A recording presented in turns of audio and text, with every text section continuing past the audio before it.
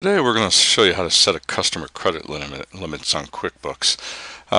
In the article I described how we used to give credit to just about everybody when I was at Magnolia Coca-Cola, but we controlled how much their initial purchase was and how much we had at risk as a company by setting strong credit limits. In other words, we said, customer is going to be able to order $1,000. That's it, no more until they pay, and we'll revisit that after 6 months. And we reviewed our credit limits on everybody based on their payment history periodically.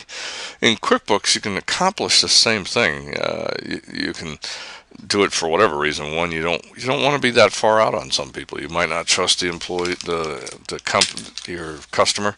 They may be relatively new. They may have shown you in the past that they really just can't pay you, and they need to be, on demand. But so how do you go about doing it? Well, it's really pretty easy. I've opened a sample Larry's Landscaping again, and we're just going to take the first customer, and we double click. If you look right there, I was right there. I double clicked it, opened this up. I'm going to go to payment information. See that? And notice right here where it says credit limit. Let's stick in $1,000. Okay. So now let's just do a new, and what I did is I just saved it. Let's do a new transaction. Let's do an invoice, and it really doesn't matter what they sell. We don't really care in this case for this example. Let's pick any item code. Doesn't matter what it is.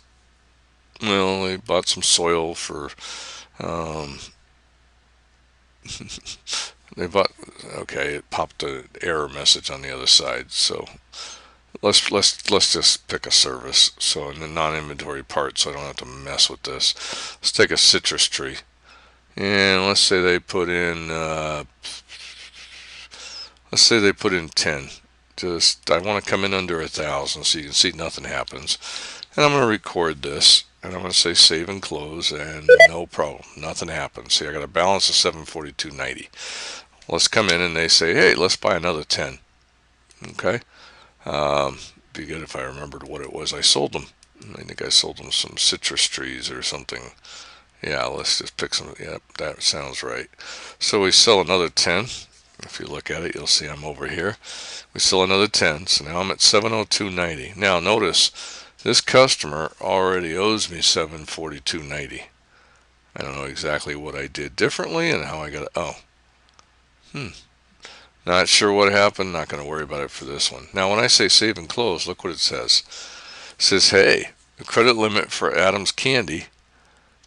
Credit for Andy's Candy Shop is $1,000. Current balance, including this transaction, is $1,445.80. Should I continue? Now, QuickBooks doesn't stop you from making this sale, but it gives you and your staff a warning. And what you really want to do is you want to take a look and make sure that at that point you have procedures in place that it requires somebody with authority that you've given, either yourself or one of your managers that you trust, that you've explained to them, and they are going to actually approve it or not approve it. If they approve it, you just say yes and the thing's recorded. If you say no, then it's not recorded. You say notice I approved it. Now, if you're not the manager or you're the boss, at that point I would probably call the customer and go, hey, you're over. I need to have a check picked up when I drop it off, or I'll do you a solid this time, but I need, I'll let it go, but I need a check. You need to get me one as soon as possible. And then when you're doing your bi-weekly meetings on receivables, you would sit down at that point and decide what you're going to do.